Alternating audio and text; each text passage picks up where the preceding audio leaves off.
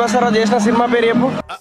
అంటే అది bootcut Balaraju cinema పేరు విన్నారా పేరు? సరే ఇల్లే. తీసేయండి నెక్స్ట్. ఏం సినిమా పేరు ఏంది? నాకు సినిమా పేరు సరిగ్గా గుర్తుండదు. తీసేయ్ నెక్స్ట్. సోయనా తెలుసా? తెలియదు. తీసేయ్ నెక్స్ట్ చెప్పరా. అన్ని తీసేస్తే ఇంకేముంటాయి? పక్క చూస్తారు కదా, చూరు కదా.